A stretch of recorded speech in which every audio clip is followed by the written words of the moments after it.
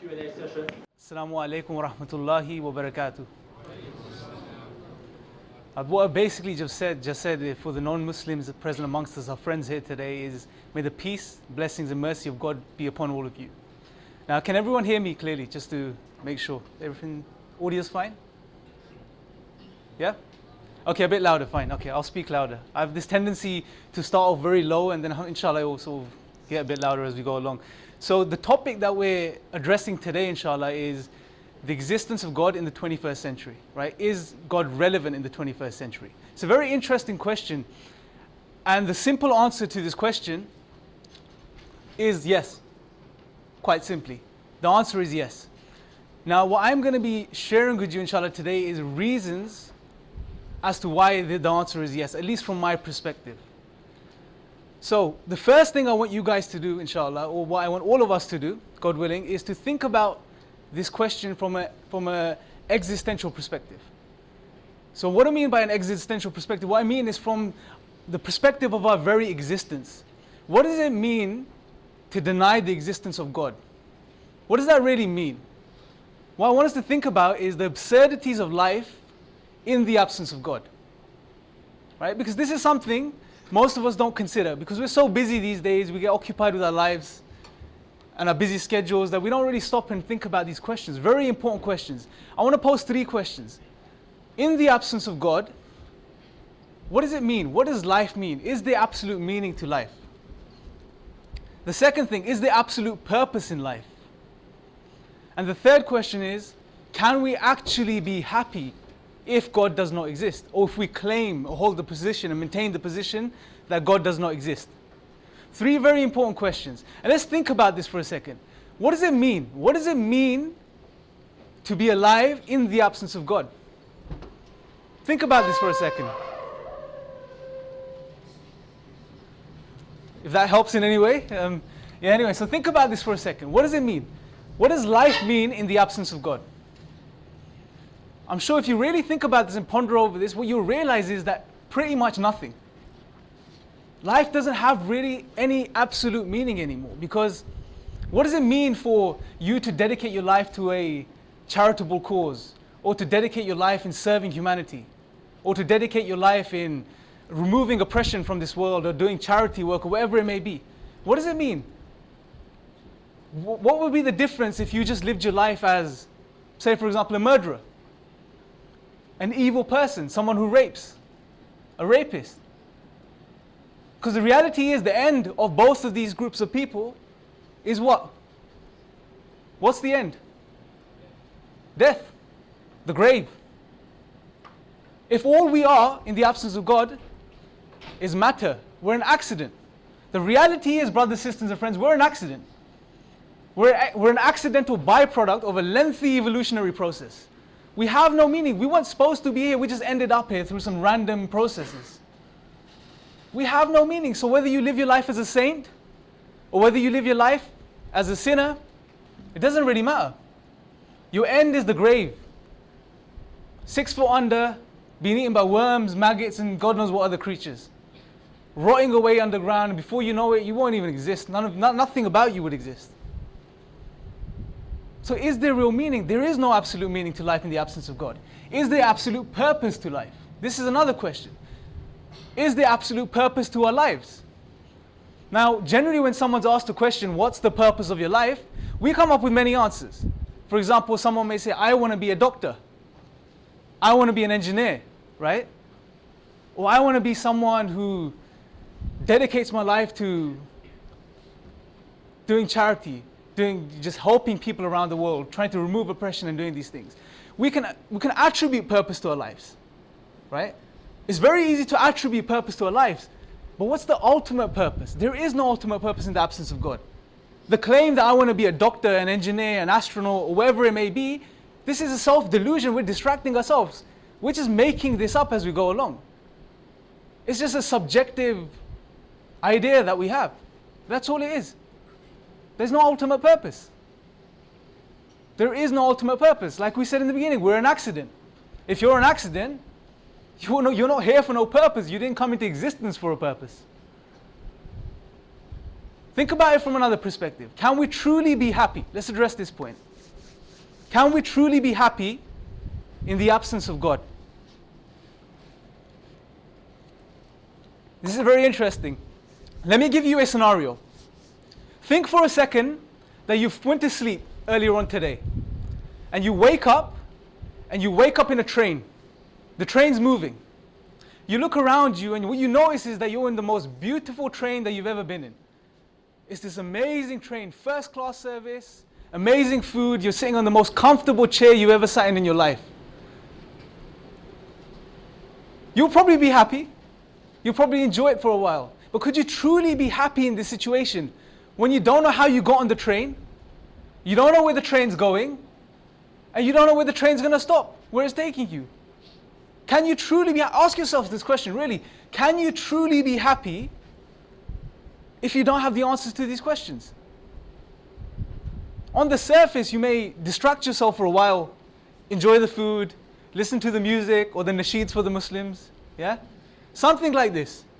Yeah, but for a while, that's temporary. Can we ultimately truly be happy not knowing how we got on this train, where the train's going, and where I'm going to end up? We can't. And that's the reality of life. We're born, we don't choose our birth, we don't choose to be born, we don't choose our families, we don't choose our societies, where we live, we don't choose if we're male or female, we don't choose anything. We literally don't choose anything. We're just thrown into this reality. We wake up, and we see people around us, we see social norms, and we just conform. But in the absence of God, neither do we have any true meaning, nor any true purpose, nor true happiness, if we really think about it. So let's move on. Let's address another point. And I think this point is very crucial, and that is the existence of God Himself.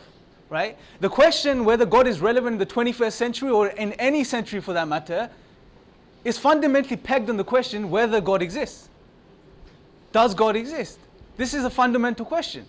Now, from the Islamic tradition, from Islam, we believe God exists, and we believe there are really good reasons to believe in the existence of God. Okay, cool. Yeah, I've got a very bad habit of moving around from place to place, so I've just been warned to stay put in one place, inshallah. So I'll try my best, inshallah, to stay here. So going back to the point, the whole concept or the idea of whether God is relevant is essentially pegged on the fact that does God exist? Is there good reasons to believe in the existence of God? Now, from the Islamic perspective, the Islamic tradition is based on two things. It's based on faith and belief, but it's also based on rational and logical reasoning. There are good reasons we believe from the Islamic tradition to believe in the existence of God. I'll share two with you today, just briefly. One is the Quranic argument for the existence of God. Now, this is a very profound argument because it's found in the Quran itself. It has its origins in the Quran. In chapter 52, verse 35 and 36, God makes a profound statement. He says, were they created by nothing? Or were they the creators themselves? Or did they create the heavens and the earth? Right? Now, the scholars, the exegetes, they've studied these verses, and what they've said is that this applies to human beings, but this logical deduction that's been given, these options, they can be applied to anything that begins to exist.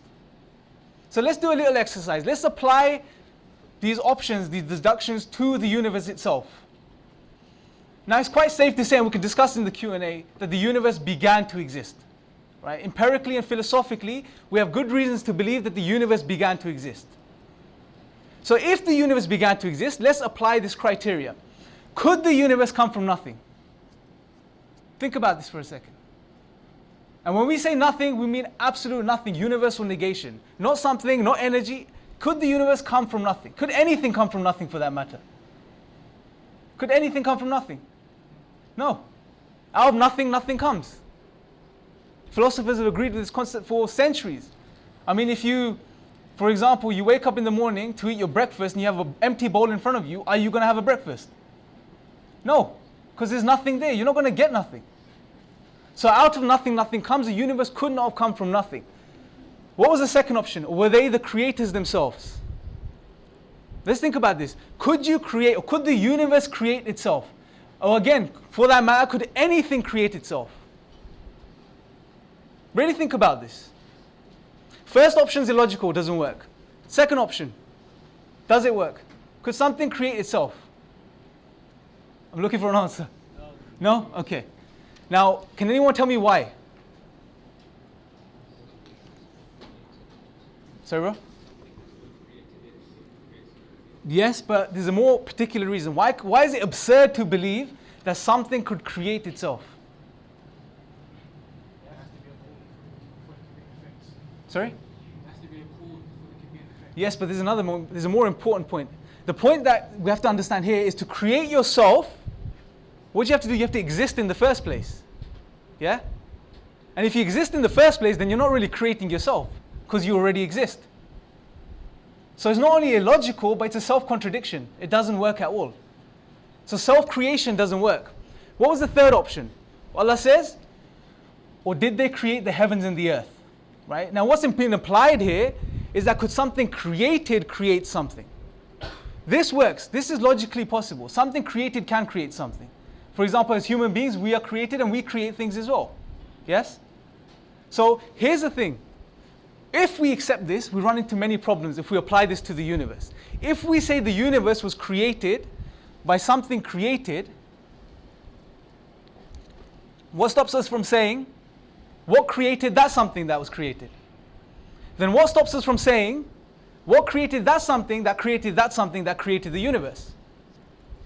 Do you see the point? Then what stops us from saying, what created that something that created that something that created that something that created the universe? And we can go on for ad infinitum. We can go on forever. But there's a big problem here because we run into the problem of an infinite regress. If we had an infinite chain of causes to the universe would not come into existence. I would not be here talking to you guys today. You would not be here listening.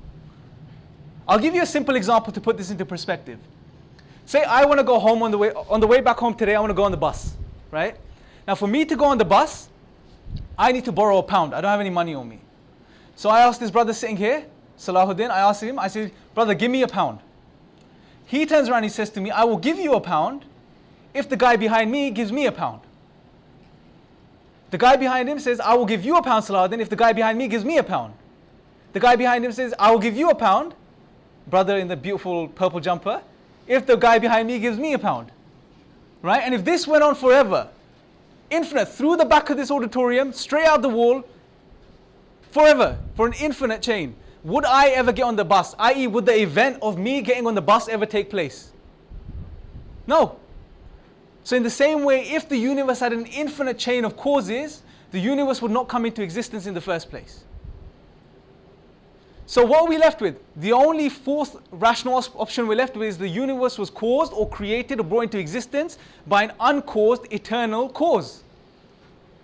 That's the most rational inference we can make, and it's simple reasoning.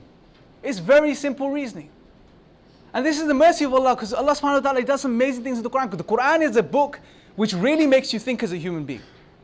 It addresses not only the heart, but it addresses the intellect. And look at the mercy of the Creator here, because He could easily say, I exist.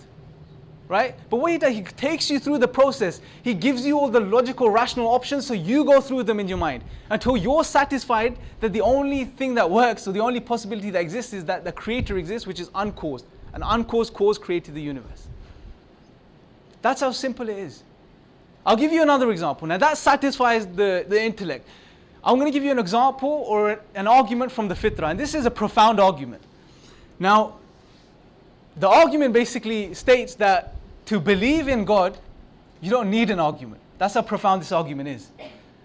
Because the belief in God is a properly basic belief. Now I'll define these terms because these may be words that you've not heard of before, and so on. So what do I mean by properly basic belief? A properly basic belief is a belief that's not based on other beliefs and doesn't require any information transfer. Those are the two key points. Now I'll give you an example of a properly basic belief. A properly basic belief is that the real world exists. The world that we live in, the real world exists. Now this is a properly basic belief, and it's an axiom of science. It's an unproven assumption. Science has to accept this before you can do science. But science cannot prove this fact. You cannot prove that the real world exists. But it's a core belief. It's a base belief that's not based on other beliefs and doesn't require any information transfer.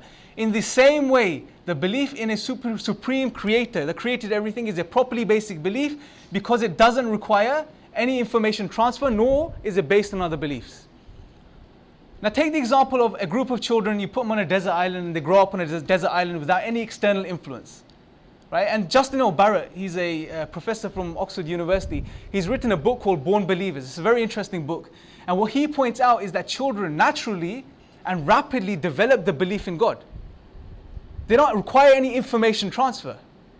It's a natural state. We naturally acquire this belief. Exactly why, or the theories that have been proposed to why this happens is irrelevant. The point is that this does happen. Children naturally acquire a belief in a supreme creator or a cause, and they attribute purpose to things. Right? And this is supporting evidence. The science is showing us. But what is profound is that the Prophet ﷺ, over 1400 years ago, and it's mentioned in the Quran as well, he said that every child is born on the fitrah. Now the fitrah, in not too many words, is this innate disposition. It's this innate disposition that every single human being is born with, is to recognize that there must be a cause. There must be a creator. There's one unique cause of the universe that we cannot imagine, cannot put into, comprehend or put into a model that we may conceive in our heads. And this has been supported by the evidence that's coming forward. So the belief in God is a properly basic belief. Now, some of you might be saying right now, well, okay, why can't I believe that a pink rhino created the universe? That I can say that's a properly basic belief. Or that a blue elephant created the universe, right? But go back to the example of the children on the desert island. They will not naturally grow up believing in a pink rhino who created the universe or a blue elephant that created the universe.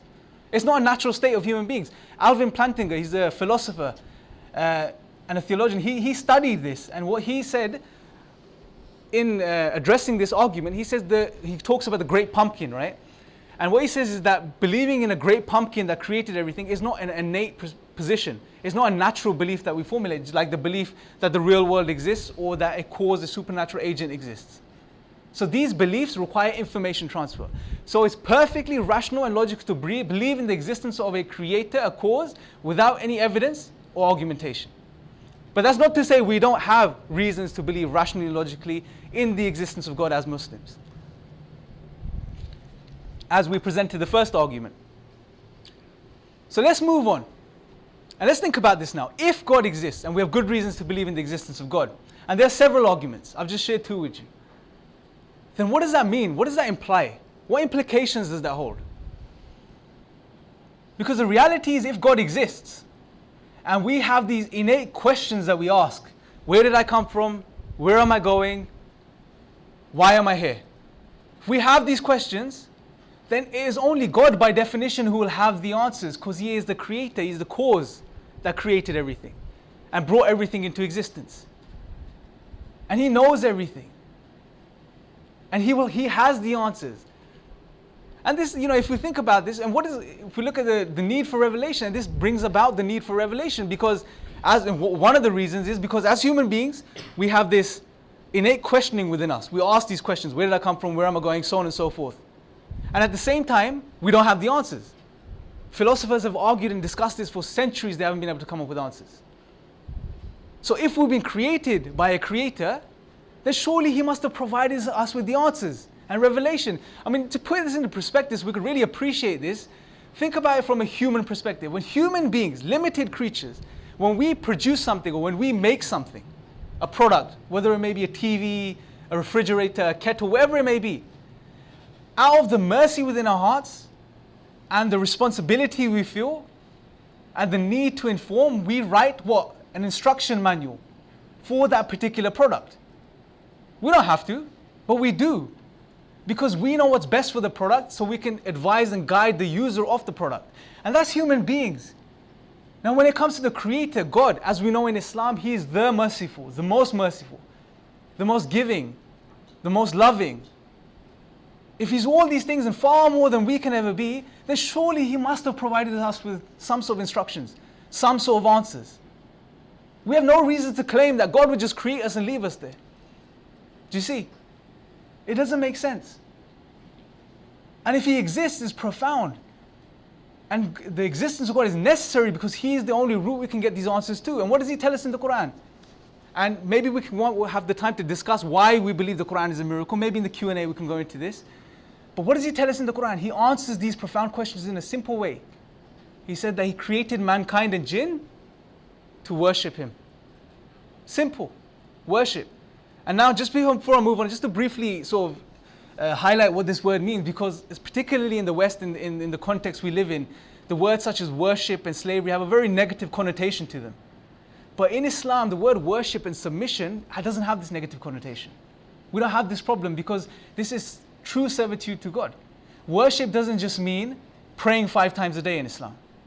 Worship is comprehensive. Everything we do in our lives, for example, if we help the poor, give charity, take care of the elderly, do anything, it's a form of worship once we understand and recognize our Creator. So before we drift off topic, I just noticing, I have this bad habit of doing this, right? I start off a topic and I just go off on a tangent. So inshallah, I'll come back to the point. So the point is this, right? If God has created us and He exists, then it's necessary that we look for the answers from Him, because the questions that we asked, only He can provide us with the answers to those questions.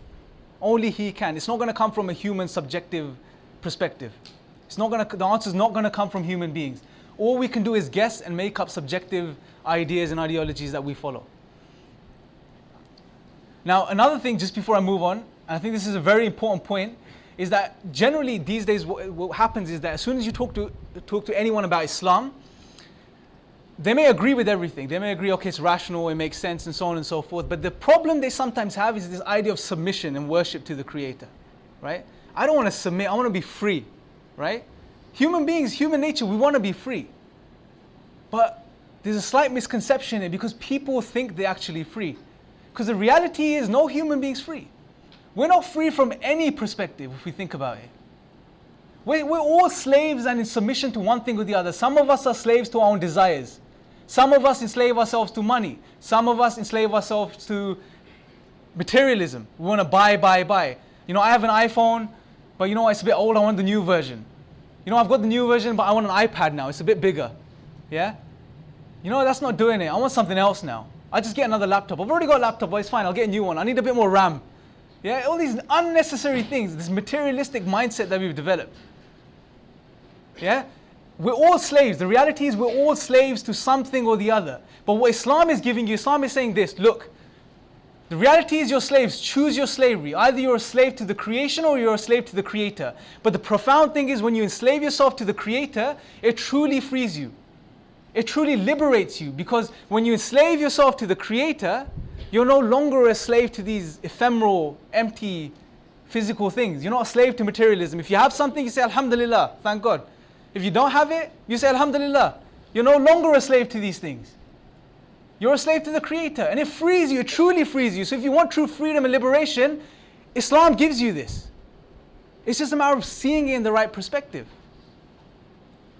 So moving on. Another reason God is necessary, I would claim, in the 21st century, or in any century for that matter, is because God is the only transcendental anchor to validate objective moral values and duties. Now, what do I mean by objective moral values and duties? When I'm saying objective, what we mean is absolute, unchanging, no matter regardless of time, place, or wherever it may be. I, for one, believe objective moral values and duties do exist. I believe it's absolutely objectively wrong to murder an innocent child who hasn't done anything. I also believe it's objectively, morally wrong to rape. I believe this, and I'm sure many of us here, if not all of us, hopefully believe this. But to claim that objective moral values and duties exist, and to claim that what I've just said is objectively wrong, you need to accept the existence of God in the first place. Why do I say this? Because in the absence of God, what do you have to fall back on? What do you have to anchor your moral values and duties in? Let's think about it. All you have in the absence of God is evolution or social pressure. Two things. And if we look at both of them, they both render morality subjective or relative. If our moral values and duties have evolved, just like a hands, feet and teeth have, they're relative to that. They will continue to change and evolve over time. And they have done. That renders them non-objective. You can't claim they're objective then. If they're based on social pressure, again, they're subjective. Depending on the group of people or the individual as to what they decide is right and wrong. You can have a group of people somewhere in India who decide it's right to kill everyone over the age of 70. You can have the same number of people in the UK who may say, no, it's not. It's wrong. Do you see? It's subjective. Is there subjective opinions? How could one condemn the other? It's impossible. It's subjective. In the absence of God, you cannot claim objective moral values and duties. Again, this is something we could probably go into a bit more in detail in the Q&A.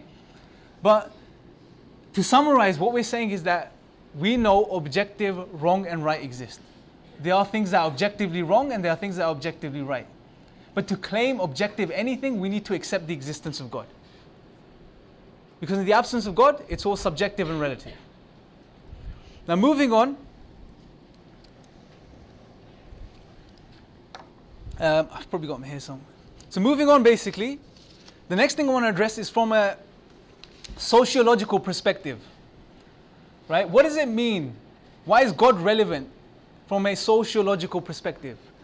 The argument I want to make is that religious people, people that believe in a creator or in a supreme being or are more spiritual, have higher rates of giving charity. They have lower rates of depression. They have lower rates of alcohol abuse. They have lower rates of drug abuse. They have all of these things. And this is something that these studies are showing, and there's many studies that have been conducted. And over again, these studies are showing this. That religious people, people that believe in a creator, that are more spiritual, have all of these features. They do all of these things. They give more charity, they're less depressed, they drink less alcohol, they do use less of abusive substances like drugs and so on and so forth. And I would argue this is because it gives you a moral incentive. It gives you a purpose, like we discussed earlier. It gives you a meaning. It gives you a reason for your existence. You're not just an accident. Now, there's many studies, for example, I'll share some of them with you now. For example, you've got surveys by Gallup, the National Opinion Research Center, and the Pew organization, who concluded that spiritually committed people were twice as likely to report being very happy than less religiously associated people. You've also, in 2001, by Schnitzker, in the Journal for the Scientific Study of Religion, examined a data set of 2,836 people, adults, from a general population, and found that religiousness was a buffer against distress and depression. And the studies go on. We've got in 2002, Smith and McCullough and Paul, in their journal, a meta-analytical review of the Religious Depression Association, evidence for main effects and stress buffering effects, carried out an analysis of over 200 social studies, and found that high religiousness predicted a lower risk of depression, drug abuse, and fewer suicide attempts. And the list goes on. There are several studies that show this and support this. So that's another reason why God is relevant, not only in the 21st century, but in any century. Now, to conclude, I'd just like to share one more thing with you guys. And that is the Quran in particular, or Islam in particular, has the solutions to many of the problems we face in the 21st century. But the reality is that there's this whole sort of facade, there's this whole smoke screen at the moment against Islam. Everything we hear in the news and the media and so on and so forth generally is negative. Right? Generally you see a man with a huge beard screaming, frowning, and just shouting at the screen. That's what you see. And the masses, when they see this, they go out into the streets and they see guys here sitting here with beards and the sisters with their hijabs, and they freak out. They get scared. And it's not their fault. It's not their fault. This is what's been programmed. This is how people are being programmed these days. So the reality is we need to look beyond this shallow perspective and dig a little deeper as human beings. Study Islam a bit further, right? Not just from a shallow perspective, but look into it far more deeper, and what you will realize, and I'm not claiming that I know everything about Islam. I'm studying myself. But what you realize is that Islam has the solutions. Islam provides solutions. I'll give you one example. Let's take the economic system, for example. When the recession happened recently and the economic crisis, economists from around the world gathered and they said, we need to look into Islamic finances more seriously because the Islamic banks were coming out on top. Why? I'll give you one example. Just one example. Because Islam removes interest from the society. It abolishes interest. What does this mean? It means that there's more money that's freed up to implement back into the society. Right? Not only this, Islam introduces the system of zakah, which means every year, the Muslims, we give a certain percentage of our wealth to the poor. It encourages sadaqah, charity.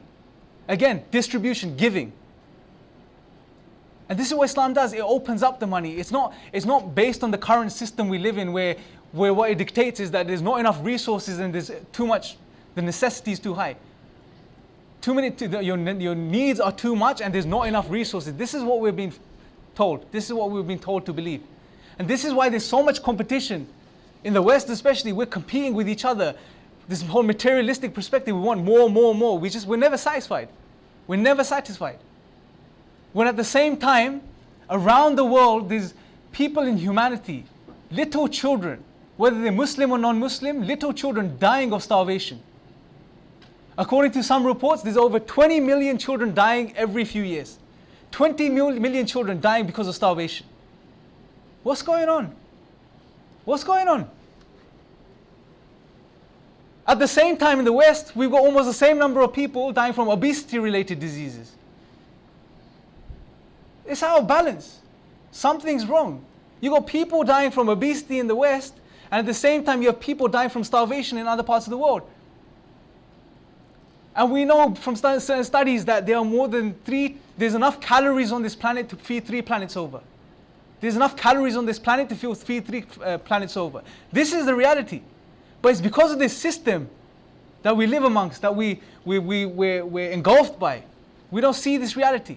We're blind to this. The world, everyone could be fed. And this is the reality, but we don't see this. Islam provides the solutions. And this is just one example. One example, Ali, radiallahu anhum, a companion of the Prophet Muhammad, peace be upon him, he said something profound once. He said, when you see a poor person, don't blame Allah. Don't blame God. Blame the oppressor who created the system by which this person doesn't receive the money, or doesn't receive the funds, or what he needs. Because the Prophet ﷺ, he made clear what the basic needs of a human being are. Food, shelter, and clothing. Every human being has a right to have these things, and should have these things. But in the world we live in, many people don't. Many people don't.